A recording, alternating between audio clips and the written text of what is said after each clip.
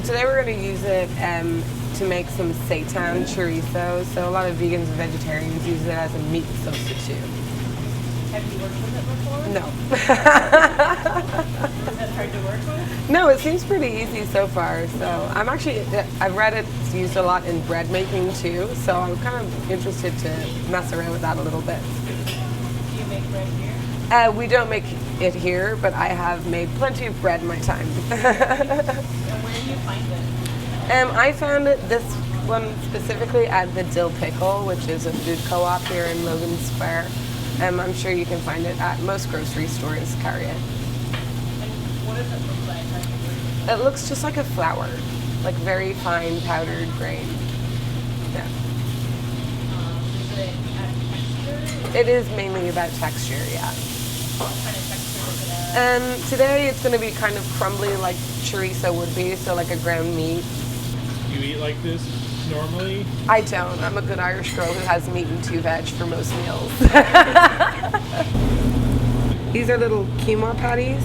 So in here we have like diced onion, cooked quinoa, a little parmesan, garlic powder, onion powder, a couple of eggs beaten. And you just mix it all together and form it into these little patties. So this is our vital wheat gluten. It looks much like flour powdered.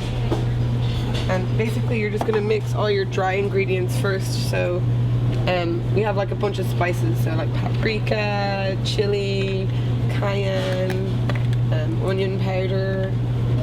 This is some chipotle or smoked paprika, excuse me, ground cumin, and some salt.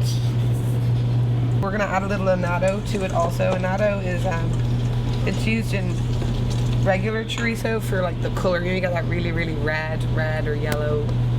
Sometimes you get like that Mexican rice that's got like a yellow color to it. It's because they've added annatto to it. Thank you, dear. Seychelles to the rescue with some ground annatto. I think that's probably plenty. A little oil. And we're just going to mix this up.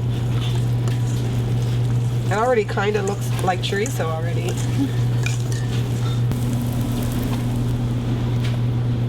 Lots of people don't know how to poach eggs, and they're super easy to do. So basically you have a pot of simmering water and we add distilled vinegar to it. And I just swirl the water, drop them in there, and give them a couple of minutes and they'll be lovely. Breakfast potatoes. You have an entire drawer of potatoes. We go through lots of potato around here. Just gonna pop our quinoa cakes on the plate. Little salt, parsley.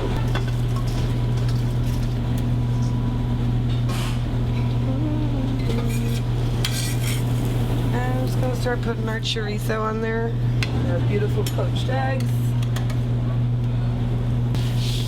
Hollandaise? Hollandaise. There's a lot of hollandaise consumed here at the Johnny's Grill by staff and customers alike.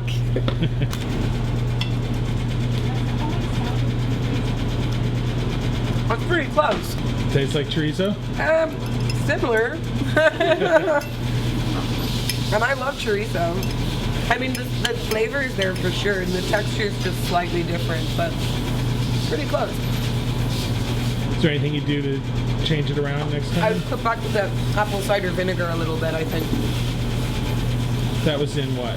In the seitan chorizo. Okay. Just dial it down a little bit. I think it was 2 tablespoons. I'd probably just do 1. But I'll always love potatoes.